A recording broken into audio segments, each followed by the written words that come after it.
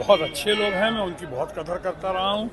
और वो अगर आए हैं तो ज़रूर आज देश के हालात या जिस पार्टी से बाहर आए उस पार्टी की हालत जो है आज उसको देखकर सोच समझकर ही आए होंगे, मुझे पूरा विश्वास। मोदी जी भी बिहार आ रहे हैं, चुनाव प्रचार का शुरुआत करने जा रहे हैं जमुई तो से। चुनाव अगर शुरू हो गया है तो लोग आएंगे ना, प्रचार तो करेंगे। सरकार की बातें हो रही है बीजेपी की ओर से। वो तो कहीं बाजार से खरीदने तो शायद संभव है, लेकिन इस बार तो बाजार से भी खरीदना संभव नहीं है। सुप्रीम कोर्ट का रवैया जो है वो इस बार आप देख रहे हैं पहले की तरह नहीं है। ईवीएम मशीन के ऊपर भी और वीवीपैट के ऊपर जो है आज स्वीकार कर ली गई है याचिका और सुप्रीम कोर्ट में मामला गया हुआ है। ऐसे भी ईवीएम या इलेक्शन कमीशन के ऊपर बड़ी पैनी नज़र है इस बार सुप्रीम कोर्ट की, इसलिए वैसा नहीं होगा।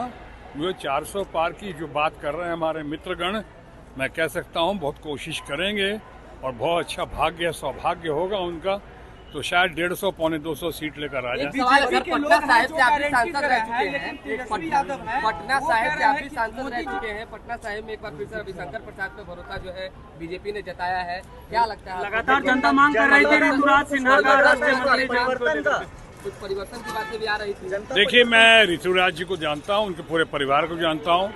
बहुत अच्छा लड़का है, बहुत बढ़िया है, बहुत दमदार है, उसकी बहुत लोकप्रियता है, बहुत काम किया और काम करते हैं वो।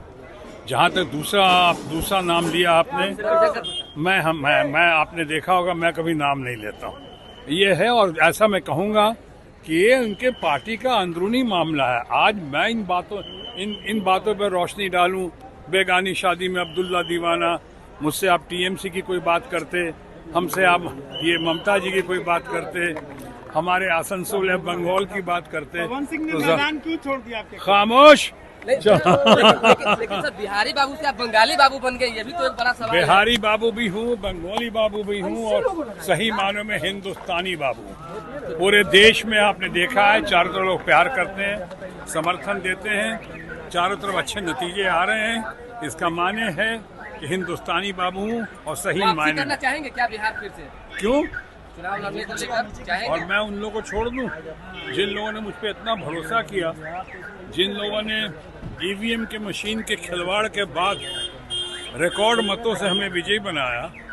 जो हमारी ममता जी देश की सबसे कद्दावर, सबसे प्रोमिनेंट, सबसे इम्पोर्टेंट, सबसे पॉपुलर लीडर हैं, उन्होंने मुझ पर इतना विश्वास जताया, मैं उनके साथ दगा करूं संभव नहीं है। वक्त बिखर गया सर, इंडिया गठबंधन तो बिखर गया। संजय सिंह को जमानत मिल गई है, सुप्रीम कोर्ट ने दिया है जमानत। बहुत बहुत वेलकम, बहुत अच्छा लगा। सत्यमेव जयते। आज जिस तरह से ईडी के पास जवाब नहीं था सवालों का, सुप्रीम कोर्ट में साफ जाहिर होता है, जैसा हम लोग कह रहे थे, साफ दिखता था कि संजय सिंह को फंसाया गया था। उनके ऊपर जिस तरह के मुकदमे डाले गए बगैर सबूत के, मैं समझता हूँ वैसा ही होगा। अब केजरीवाल के मामले में भी, जैन साहब के मामले में, सिसोदिया जी के मामले में ऐसा ही होगा, मुझे पूरा विश्वास है। इसलिए मैं कहा शुरू में सत्यमेव जयते, ये सब विजयी होकर बेदाग होकर बाहर निकलेंगे। इंडिया गठबंधन से टीएमसी अलग क्यों हो गई है? कौन? इंडिया गठबंधन से टीएमसी अलग क्यों? एक सवाल है सर एक सवाल है। लालू प्रसाद यादव की जो रोहिणी आचार्य वो चुनावी मैदान में उतर चुकी है, लालू प्रसाद यादव की दूसरी बेटी। बहुत अच्छी बात है, युवा है, बहुत बढ़िया है। वही बेटी है ना जिन्होंने बाप के लिए, पिता के लिए इतना त्याग किया, बढ़िया किया, और लोगों को आने का पूरा अधिकार है। अब क्या होगा चुनाव में तो बिहार और सारण है कि पटना है, देश की जनता उसको डिसाइड करती है। ये आप उनसे पूछो ना, उनकी पार्टी का मामला है। अब तो मैं उस पार्टी में हूँ नहीं, अब तो मैं उस पार्टी में रहा नहीं। तो देखिए स्पष्ट तौर पे शत्रुघ्न सिन्हा ने कहा है बिहारी बाबू